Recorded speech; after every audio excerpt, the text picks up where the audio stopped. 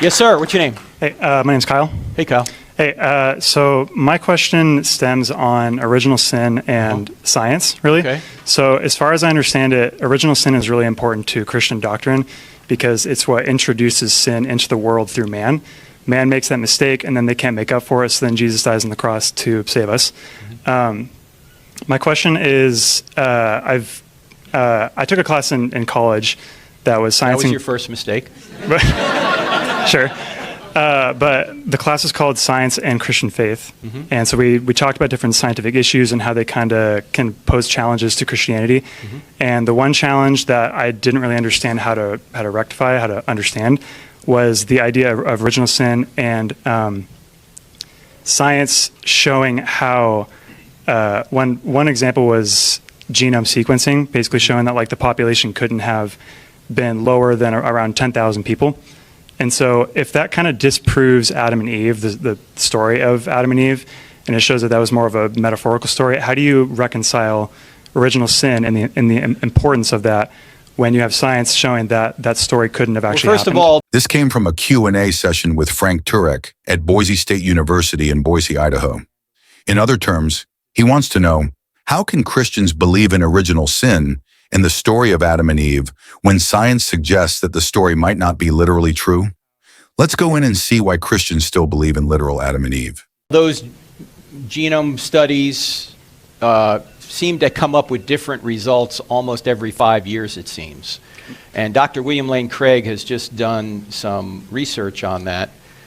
He's a Christian philosopher and apologist and wrote a book called The Historical Adam. I haven't read the book yet, but I think he addresses that issue in that book. So you may want to check that out. Okay. I think he can trace it back to just a couple. And so it depends on which scientist you're talking about. What we need to remember is that science doesn't say anything. Scientists say things. And are they interpreting the data right? Because if you notice, scientific theories change all the time because new information comes in, and sometimes they don't have the right information, or sometimes they interpreted the information they had improperly. So I wouldn't write off Adam and Eve because some scientific study seems to suggest that the smallest population could be 10,000 people. Although other Christian theologians might say, even if that were the case, God breathed into those two, Adam and Eve, a humanity of some kind, and that from that point on, those were the first two human beings. But it's all speculation to a certain extent. Okay. And I would look up Craig's book and see what you get out of that. Okay, so you say breathed into two people. Do you mean like breathed into a population that was larger than that, and then they kind of called that Adam and Eve, or do you mean actually two people? I'm just saying some of these other theories I've heard by other Christians. Like there was a group of hominids prior to that, and then Adam and Eve were the first two. I don't think that's the solution. I'm just saying this is what other people are saying. I think God created Adam and Eve out of the dust, just like it says.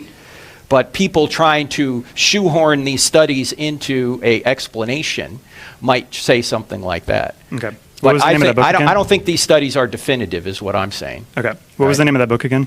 It's called The Historical Adam. Okay. I think it's called The Historical Adam. In Quest of the Historical Adam. Just look for William Lane Craig, you'll find it. Yeah. Okay. All right. Thanks. All right. Thank you.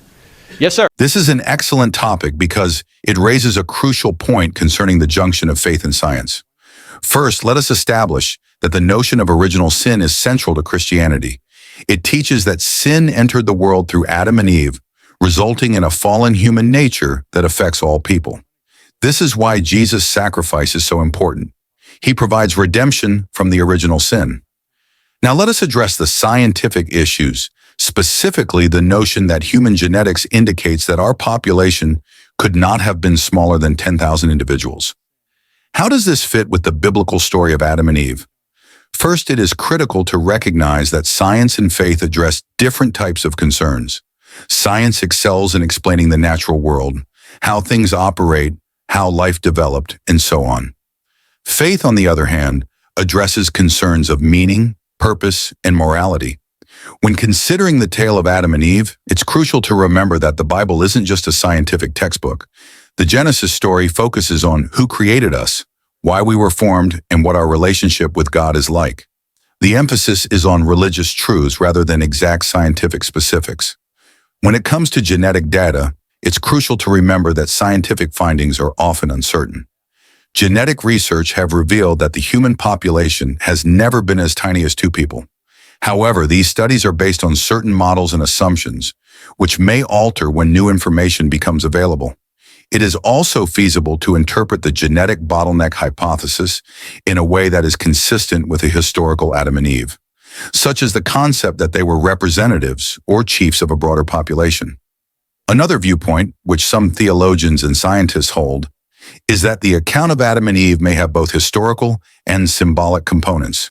For example, Adam and Eve might have been genuine people selected by God from an existing population to bear his image in a unique fashion, thus establishing a new connection with God. This method attempts to harmonize the spiritual principles of the Bible with scientific facts without constraining either to a strict interpretation. Furthermore, the Genesis tale focuses not on population quantity or the specific manner of creation, but on the reality that God created humanity for a purpose and that mankind fell into sin, necessitating salvation. The theology of original sin focuses on the human condition, our proclivity to rebel against God, rather than the specifics of how the first people came to be. To summarize, while scientific research provides significant insights into our physical beginnings, it does not always contradict Christian theological beliefs. The story of Adam and Eve in the Bible teaches us about our connection with God and the reality of sin, both of which are still important today, regardless of how we were born. Christians believe in original sin not because of how it occurred in historical or scientific terms, but because it explains the spiritual truth of human nature and our need for redemption through Jesus Christ.